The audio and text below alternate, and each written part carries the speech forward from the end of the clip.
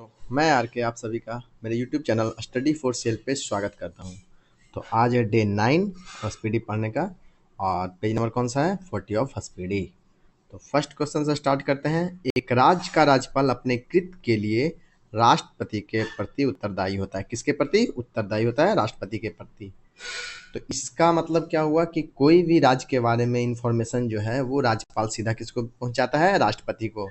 और जब राष्ट्रपति शासन लगता है तब मुख्यमंत्री से अधिकार को छीन के राज्यपाल को दे दिया जाता है। मतलब उस समय राज्यपाल के हाथों में पूरी राज्य की कानून आ जाती है।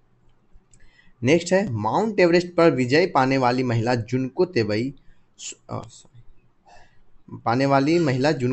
16 मई 1975 थी। पहली महिला कौन थी? जुनको तेवई थी। उसके बारे में थोड़ा सा माउंट एवरेस्ट के बारे में थोड़ा सा देखेंगे। एवरेस्ट जो कि नेपाल और चीन की सीमा पर है। एवरेस्ट कहाँ है? तो ये दोनों के सीमा पर है। और नेपाल में इसे क्या बोला जाता है? सागर माथा। और तिब्बत में क्या बोला जाता है? चोमोलुंगमा। क्या बोला जाता है? चोमोलुंगमा। और इसकी कुल हाइट कितनी है? 8848। और जो पहले व्यक्ति जो थे जो एवरेस्ट पे चढ़ाई की थी, दो लोग थे। एक थे एडमंड हिलेरी और दूसरे थे तेंजिंग नॉर्गे। एडमंड हिलेरी कहाँ के थे? न्यूजीलैंड के थे। और तेंजिंग नॉर्गे नेपाल। नेक्स्ट है, वर्ष 1987 में भारत रत्न से सम्मानित होने वाले प्रथम विदेशी खान अब्दुल गफ्फार खान थे। कौन थे? खान अब्दुल गफ्फार खान। किससे? भारत रत्न से। तो भारत रत्न के बारे में थोड़ा सा देखेंगे कि भारत रत्न जो है वो 1954 से शुरू किया गया था। किसने शुरुआत की? उस समय राष्ट्रपति कौन थे? डॉक्टर राजेंद्र प्रसाद। और ये पहला भारत रत्न किसे मिला था? डॉक्टर सर्वपल्ली राधाकृष्णन को, सी राजगोपालाचारी को और डॉक्टर सीवी रमन को। 3 लोगों को ये मिला था भारत रत्न पहली बार। और अगर गायिका में देखा जाए तो पहली कौन सी गायिका थी? MS सुब्बुलक्ष्मी। और अगर क्रिकेटर में देखा जाए, मतलब प्लेयर में देखा जाए, खिलाड़ी, तो किसे मिला था? सचिन तेंदुलकर को। और वो सबसे कम उम्र में भारत रत्न पाने वाले पहले व्यक्ति हैं। मतलब सबसे कम उम्र के व्यक्ति हैं भारत रत्न पाने वाले। उसके बाद देखा जाएगा कि भारत रत्न जो है सिर्फ भारत में जन्म लिए लोगों को ही मिलता है ऐसे, लेकिन कुछ विदेशियों को भी दिया गया, जैसे खान अब्दुल गफ्फार खान, मदर टेरेसा जिनका जन्म भारत में नहीं हुआ था, वो भारत आके बसी थी। और नेल्सन मंडेला कौन थे? ये अफ्रीका के पूर्व राष्ट्रपति। इन्हें भी भारत रत्न दिया गया था। तो 3 विदेशी थे जिन्हें ये दिया गया है। इंद्रधनुष के मध्य हरा रंग होता है। इंद्रधनुष के मध्य कौन सा रंग होता है? हरा रंग होता है। तो अगर इंद्रधनुष का कलर देखा जाए तो सबसे पहले आता है बैगनी, फिर जामुनी, फिर नीला, फिर हरा, पीला, नारंगी और लाल। इसका एक ट्रिक भी होता है, बैनी आह पिनाला। बैगनी मीन्स बैगनी, जामुनी जो कि गाढ़ा नीला होता है, इसीलिए इसको जामुनी, ये इसको बैनी नीला बोला जाता है। ठीक है।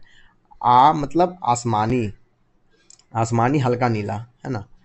हरा, पी नाला, पी से पीला, ना से नारंगी, ला से लाल। ऐसे आप लोग याद रख सकते हैं। नेक्स्ट है, लाल रंग का तरंग दैर्ध्य सबसे अधिक होता है। क्या होता है? लाल रंग का तरंग दैर्ध्य सबसे अधिक होता है। और किसका? लाल का सबसे अधिक होगा तो बैगनी का क्या होगा? सबसे कम होगा, वायलेट का। सूर्य के प्रकाश को संकेंद्रित करने के लिए अवतल लेंस का उपयोग किया जाता है। संकेंद्रित करने के लिए नहीं, इसे फैलाने के लिए। संकेंद्रित नहीं, विकेंद्रित। उत्तल लेंस जिसे कि अभिसारी लेंस कहते हैं, वो बीच में कैसा होता है? बीच में ऐसे मोटा होगा और किनारे में पतला होगा। इसे उत्तल लेंस बोलते हैं, अभिसारी लेंस भी बोलते हैं। इसमें जो है प्रकाश को एक जगह से केंद्रित किया जाता है उत्तल लेंस में। और अवतल लेंस कैसा होता है? अवतल लेंस होता है इस तरह का। एक सेकेंड, फिर से मैं बनाता हूँ। उत्तल लेंस कैसा हो जाता है? ऐसा, जिसमें प्रकाश की किरणें आके संकेंद्रित होती है। और अवतल लेंस कैसा होता है? ये ऐसा होता है, जिसमें कि प्रकाश जो है अपकेंद्रीय होती है, मतलब दूर हटती है और केंद्रित होती है। तो इसका क्या नाम हो गया? किधर गया? उत्तल लेंस। इसे अभिसारी लेंस भी कहते हैं, जो बीच में मोटा और किनारे पे पतला होता है और माइक्रोस्कोप बनाने में यूज होता है। माइक्रोस्कोप, चश्मा, ठीक है। और अवतल लेंस जो सा होता है उसे अपसारी लेंस कहते हैं। वो कैसा होता है? बीच में पतला, किनारों पे मोटा। और इसे किस में यूज किया जाता है? फ्लैश लाइट बनाने में। गाड़ी का जो हेडलाइट हो गया, टॉर्च हो गया, वो सब में बनाने के लिए, ताकि लाइट को दूर तक फेंके। नेक्स्ट है मोबाइल सिम कार्ड में सिम का अर्थ होता है सब्सक्राइबर आइडेंटिटी मॉड्यूल। सिम का फुल फॉर्म क्या होता है? Subscriber identity module. नेक्स्ट है रोम को विश्व का अपरिवर्तनीय शहर कहा जाता है। क्या कहा जाता है? अपरिवर्तनीय। अपरिवर्तनीय इसलिए बोला जाता है क्योंकि ये पश्चिम सभ्यता का वो शहर है जिसके सभ्यता में बहुत ज़्यादा चेंज नहीं आया है।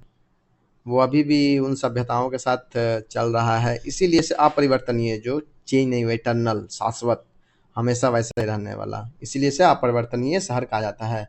और इसे क्या कहा जाता है? 7 पहाड़ियों का शहर भी कहा जाता है रोम को। क्या कहा जाता है? 7 पहाड़ियों का शहर। नेक्स्ट क्वेश्चन पे चलते हैं।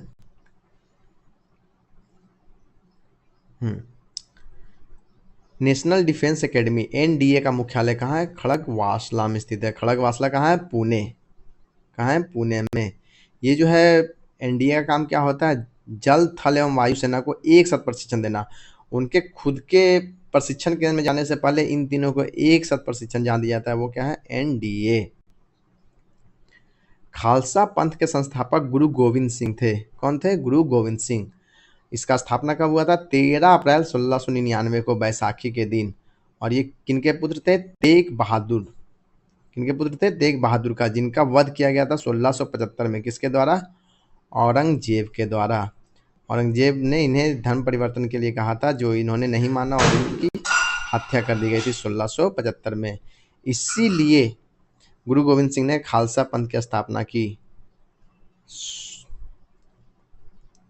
पुरुषों में रक्त क्षीणता, एनीमिया, विटामिन B12 की कमी से होती है। किसकी कमी से होती है? B12 की कमी से। जैसे फॉलेट ऊर्जा नहीं लेने पे वही रक्त क्षीणता, एनीमिया की कमी होती है। नेक्स्ट है महाराजा रंजीत सिंह, महाराजा होगा, महाराजा रंजीत सिंह की राज्य की राजधानी कहाँ थी? लाहौर। तो थोड़ा सा महाराजा रंजीत सिंह के बारे में देखेंगे।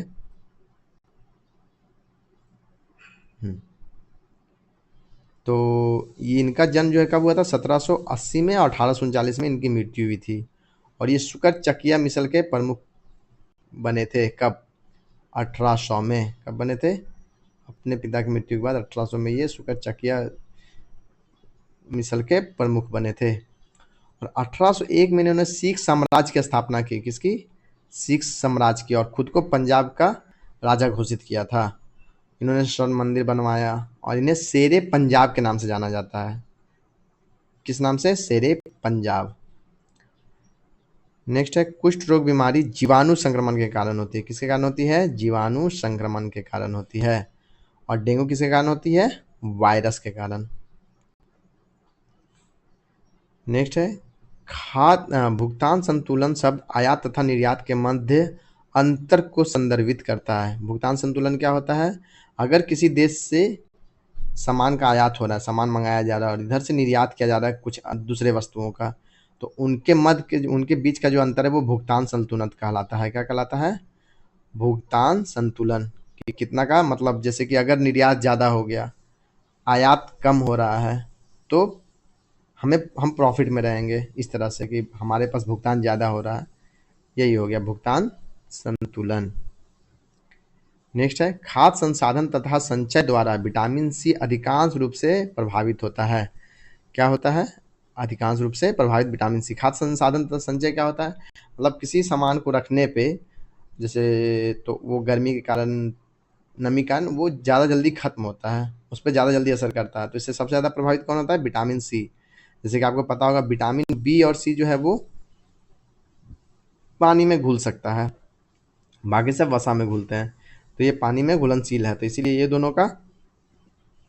ये दोनों ज़्यादा जल्दी प्रभावित होते हैं। ठीक है। नेक्स्ट है अंतर्राष्ट्रीय मुद्रा कोष।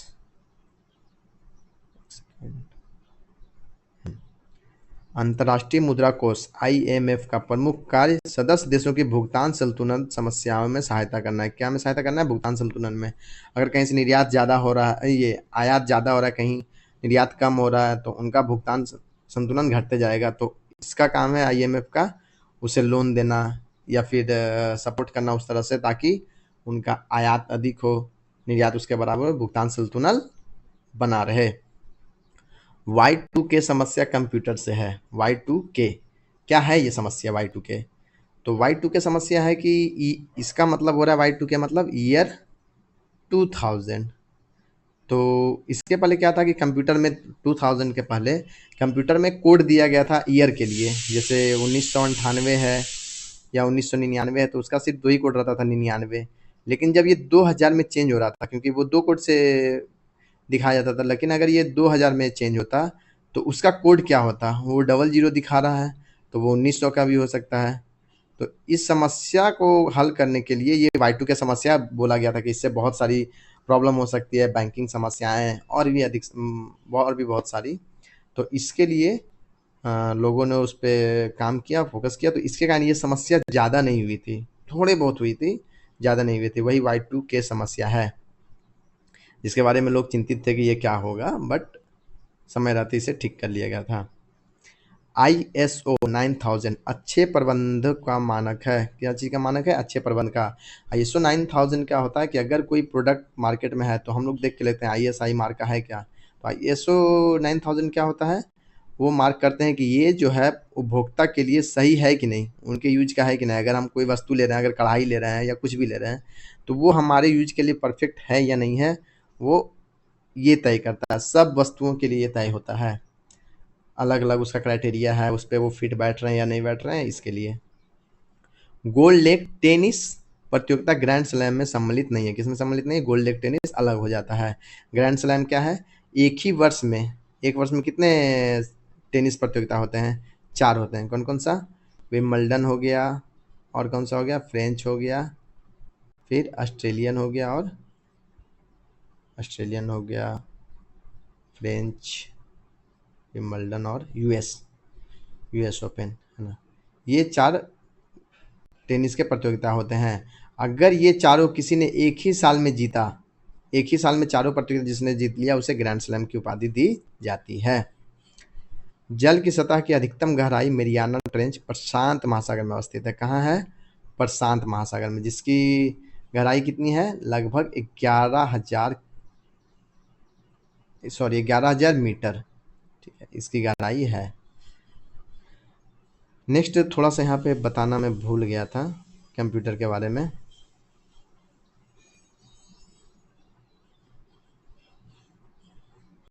एक सेकेंड, हाँ, यहाँ पे कहाँ गया? नहीं, हो तो गया था, ठीक है। ये हो गया पद डाउन अंडर, ऑस्ट्रेलिया को इंगित करता है। किसको करता है? ऑस्ट्रेलिया को। ये न्यूजीलैंड को भी कभी कभी उससे मतलब पद डाउन अंडर बोला जाता है। तो मैं बताता हूँ कि ये क्या है। भूमध्य सागर हमारे पृथ्वी के बीचों बीच से गई हुई रेखा 0 डिग्री अक्षांश को भूमध्य रेखा कहते हैं। तो उसके नीचे ऑस्ट्रेलिया आता है, इसीलिए पद डाउन अंडर इसको इंगित करता है। मतलब इसको पद डाउन अंडर, मतलब डाउन अंडर भी कभी कभी बोला जाता है। न्यूजीलैंड भी, इसको भी कभी कभी बोला जाता है, न्यूजीलैंड को भी। एशिया का प्राचीन तथा विशालतम बौद्ध मठ लहासा तिब्बत में है। कहाँ है? तिब्बत, लहासा में। तो इसके बारे में देखेंगे कि कौन सा है। इसका नाम है पोताला मठ, जो कि कहाँ है? लहासा में। और अगर दूसरे नंबर पे बोलेंगे तो वो है तवांग में, अरुणाचल प्रदेश में, जो कि भारत में है। वो दूसरे नंबर पर विशालतम बौद्ध मठ है, जो कि इंडिया में है।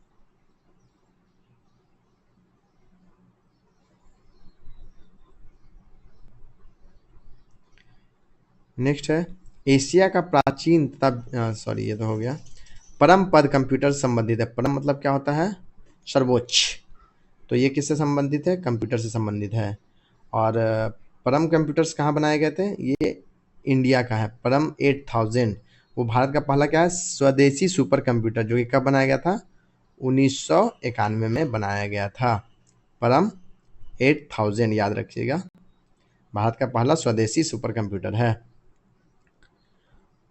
चौथा खंबा या चौथा स्तंभ किससे संबंधित है? प्रेस से संबंधित है। चौथा खंबा या चौथा स्तंभ। तो ये क्या है? 3 स्तंभ पहले से बोले जाते हैं। कौन कौन से हैं? विधायिका, कार्यपालिका न्यायपालिका। भारत के 3 स्तंभ। पहला विधायिका का क्या काम होता है? विधायिका का काम होता है कानून बनाना, कार्यपालिका का कानून लागू करना, और न्यायपालिका का क्या होता है? कानून की व्याख्या और विवादों का निपटारा। तो विधायिका कौन हो जाएगा? संसद हो जाएगा, जो कि कानून बनाता है, हमारे देश का संसद। इसका आर्टिकल कितना है आप लोगों को याद होगा, 89। कार्यपालिका जो कानून लागू करता है, कौन? राष्ट्रपति, प्रधानमंत्री या मंत्रिपरिषद, ये और मंत्रिपरिषद, ये तीनों कार्यपालिका में आते हैं, जो कि कानून लागू करते हैं। न्यायपालिका कौन होता है? जो कानून की व्याख्या करता है, जैसे कि supreme court, high court, lower district court, ये सब न्यायपालिका के अंदर आएंगे। ओजोन सूर्य की पराबैंगनी किरणों से पृथ्वी की रक्षा करता है। ओजोन, ठीक है, किससे? पराबैंगनी किरणों से। तो ओजोन किस मंडल में? वो है समताप मंडल में। और वो किससे कम हो रहा है? मतलब उसका काम क्या है? ये क्या बोलते हैं इधर, सूर्य की पराबैंगनी किरणों से पृथ्वी की रक्षा करना, जिसके कारण क्या होता है? अगर ओजोन नहीं रहेगा तो उसकी किरणों से कैंसर हो सकता है, त्वचा कैंसर। और सीएफसी से इसको नुकसान पहुंच रहा है। सीएफसी मतलब क्लोरोफ्लोरोकार्बन, जो कि रेफ्रिजरेटर से निकलता है, उससे ये क्या है? कम होते जा रहा है, पतला होते जा रहा है, जिसके कारण कहीं कहीं छेद भी हो रहा है, तो वहाँ से पराबैंगनी किरणें नीचे आ सकती है। ठीक है। और ओजोन जो है ये समताप मंडल में जो वो हमारे लिए ठीक है, लेकिन अभी क्या है, क्षोभ मंडल में भी ओजोन की परत बन रही है, जो हमारे लिए सही नहीं है। कराई। कराई एक संगठन है जो बहिष्कृत बच्चों के कल्याण से संबंधित है। किससे संबंधित है? बहिष्कृत बच्चों से, जो उनका भोजन, स्कूलिंग, ये सब पे ध्यान देना कराई का है काम। कराई का फुल फॉर्म क्या होता है? Child rights and you. क्या full form? Child rights and you. Operation blackboard प्रौढ़ शिक्षा को भौतिकी सुविधाएं प्रदान करने के लिए चालू किया गया था। किसके लिए? प्रौढ़ शिक्षा को भौतिकी सुविधाएं प्रदान करने के लिए चालू किया था ब्लैक बोर्ड। हैदराबाद मूसी नदी के किनारे बसा हुआ है। किस नदी किनारे? मूसी नदी का। और हैदराबाद की स्थापना किसने की थी? कुली कुतुब शाह। कुली कुतुब शाह ने। और इसने एक और चीज की स्थापना की थी, किसकी? चार मीनार। कहाँ? हैदराबाद में। किसने? कुली कुतुब शाह ने। तो चलते हैं अब नेक्स्ट क्वेश्चन पे।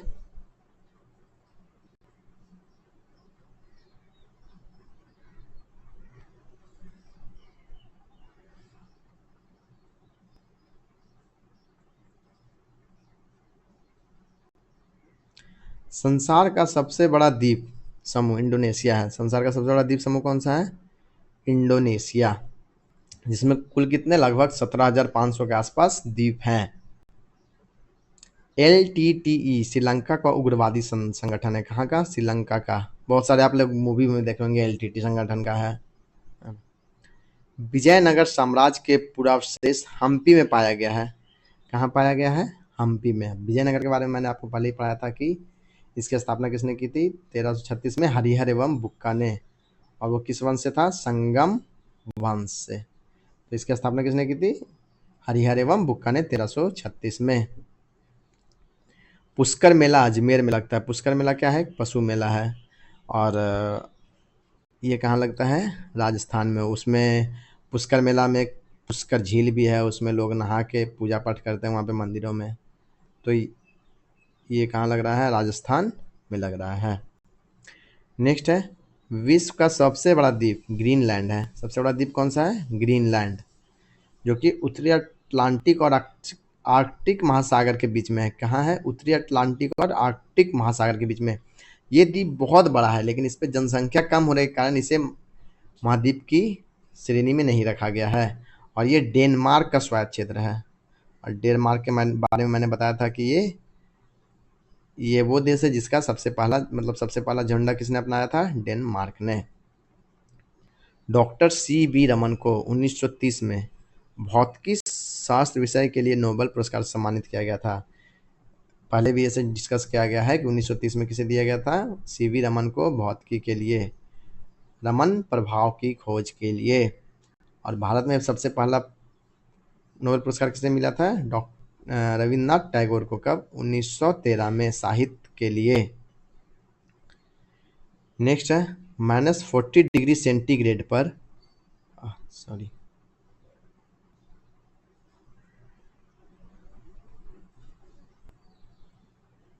-40 डिग्री सेंटीग्रेड पर फ़ारेनहाइट तापमान समान होता है। -40 डिग्री पर सेंटीग्रेड और फ़ारेनहाइट तापमान समान होता है। तो फ़ारेनहाइट और सेंटीग्रेड में क्या रिलेशन है? फ़ारेनहाइट बराबर होता है 9/5 सेंटीग्रेड प्लस 32। ये इसका फॉर्मूला होता है निकालने का। अगर फ़ारेनहाइट दिया हुआ है तो हम लोग यहाँ से सेल्सियस निकाल सकते हैं, सेल्सियस दिया हुआ तो फ़ारेनहाइट निकाल सकते हैं। ऐसे 100 सेल्सियस बराबर कितना होता है? 212 फ़ारेनहाइट होता है। तो यहाँ पे अगर -40 बैठाते हैं, -40 सॉरी सेंटीग्रेड, हाँ एफ को रहने देते हैं। F is equal to 9/5 into -40 plus 32। अब ये कट कर दिए, -8 9 8 72 -72 प्लस 32 कितना आ गया? 40। ये क्या है? फ़ारेनहाइट निकल गया, -40 नॉट 40। हाँ ठीक है। तो -40 पर क्या होता है? दोनों का मान बराबर होता है। ये आपका क्वेश्चन जस्ट ऐसे ही आ जाता है कि कितने डिग्री पर सेंटीग्रेड और फ़ारेनहाइट तापमान समान होते हैं।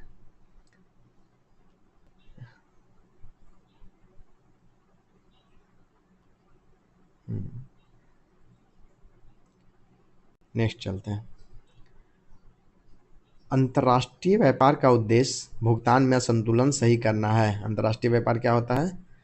तीनों क्वेश्चन सेम ही हो गया। अंतर्राष्ट्रीय व्यापार मतलब कि निर्यात आयात, उसका उद्देश्य क्या होता है? भुगतान में असंतुलन, जो भुगतान में असंतुलन हो रहा है कि निर्यात ज़्यादा आयात कम, उसको संतुलित करने का ये कार्य करता है अंतर्राष्ट्रीय व्यापार। नाइजीरिया 1960 ईस्वी में स्वतंत्र हुआ था। कब हुआ था? 1960 ईस्वी में स्वतंत्र हुआ था। गल्फ स्ट्रीम महासागरीय दबाव से उत्पन्न होता है। किससे उत्पन्न होता है? महासागरीय दबाव से। गल्फ स्ट्रीम के बारे में थोड़ा सा देखेंगे। गल्फ स्ट्रीम क्या है? गर्म जल धारा है जो कि मैक्सिको की खाड़ी से उत्पन्न होता है और वहाँ से होकर उत्तरी अमेरिका और वहाँ से फिर अटलांटिक को पार करके पश्चिमी यूरोप पहुँचता है और वहाँ के वातावरण को थोड़ा गर्म करता है। तो कहाँ से निकल रहा है ये? मैक्सिको की खाड़ी से। नेक्स्ट है, पहली बार विश्व पर्यावरण दिवस 1973 में मनाया गया था। कहाँ? स्टॉकहोम में 1973 में। और डेट क्या था? 5 जून। इसलिए 5 जून को हम लोग विश्व पर्यावरण दिवस मनाते हैं। कब मनाते हैं विश्व पर्यावरण दिवस? 5 जून को। भारत में योजना आयोग की स्थापना 15 मार्च 1950 में की गई थी। कब की गई थी? 15 मार्च 1950 में। और योजना आयोग का क्या काम है? पंचवर्षीय योजनाओं को लागू करना। पहली पंचवर्षीय योजना कब से कब तक थी? 1951 से 56, दूसरी 56 से 61 और तीसरी 61 से 66। पहला हेराल्ड डोमर मॉडल पे, दूसरा पीसी महालनोबिस मॉडल पे। पहला कृषि के लिए, दूसरा औद्योगिकरण के लिए। नेक्स्ट है, भारत में हिंदी के बाद सर्वाधिक बोले जाने वाली भाषा कौन सी है? बांग्ला है। उसके बाद सबसे ज़्यादा कौन सी भाषा बोली जाती है? बांग्ला। राजतरंगिणी के अनुसार निर्वाचन द्वारा सिंहासन प्राप्त करने वाला राजा कौन था? गोपाल। गोपाल किस वंश का शासक था? पाल वंश का, जिसने कहाँ राज किया था? बंगाल में। तो राजतरंगिणी किसने लिखा था? कल्हण ने। ठीक है, याद होगा शायद आपको, नहीं याद होगा तो याद कर लीजिए।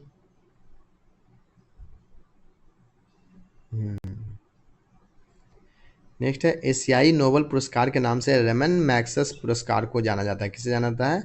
रमन मैग्सेस पुरस्कार को।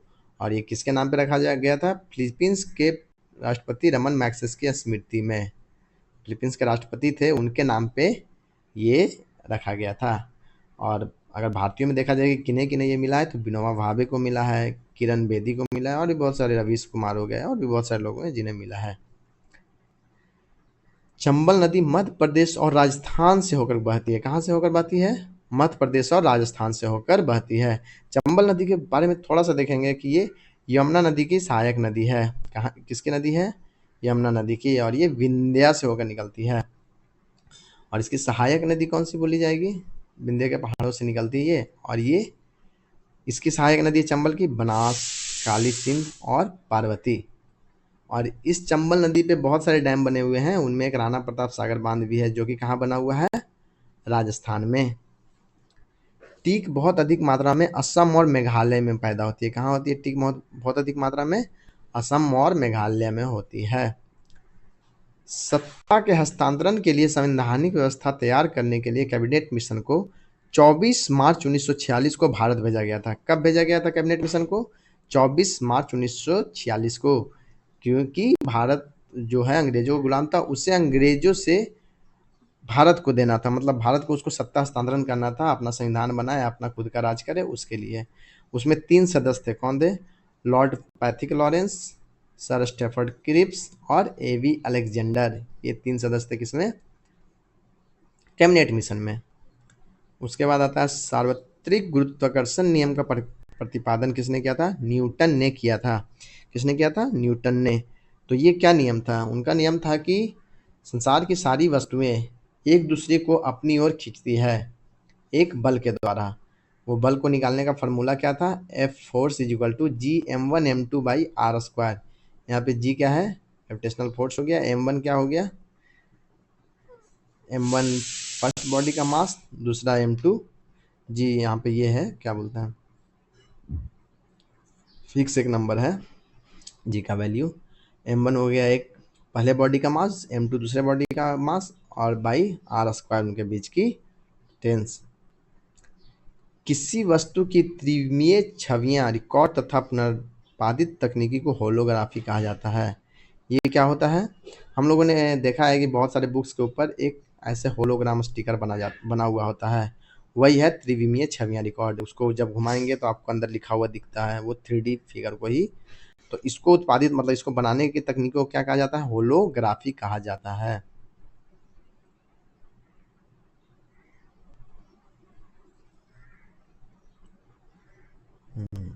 ओके,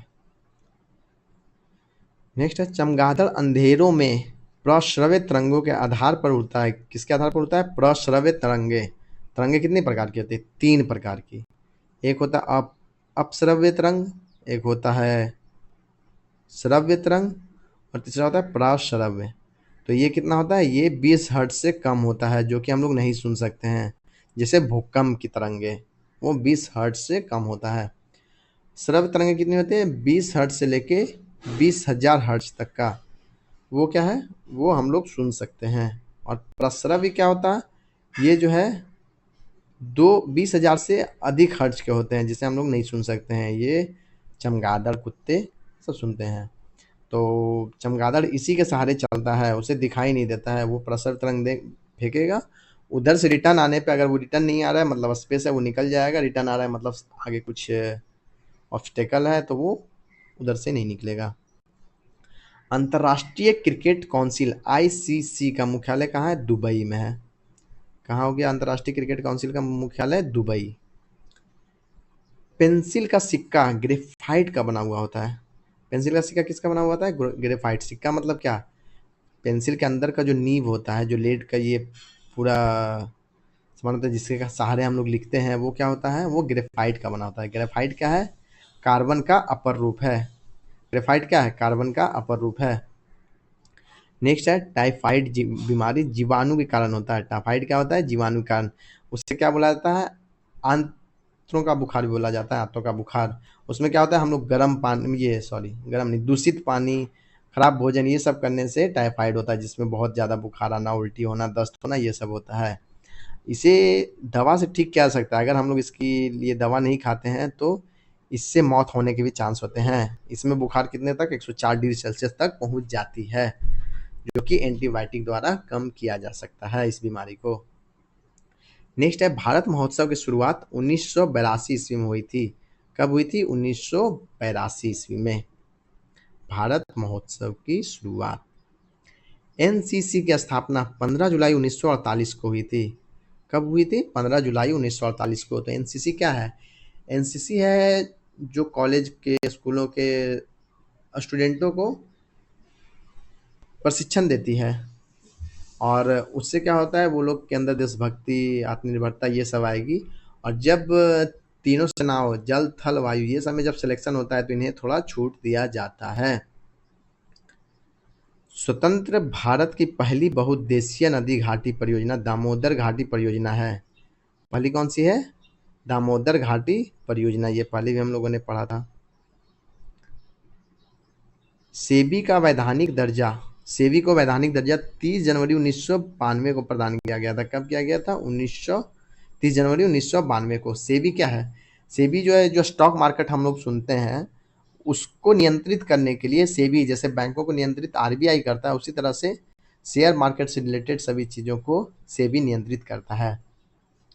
तो आज का वीडियो यहीं पे समाप्त करते हैं, मिलते हैं अगले क्लास में, और इसका पीडीएफ आपको मेरे टेलीग्राम चैनल पे मिल जाएगा। तो वीडियो यहीं समाप्त करते हैं। जय हिंद।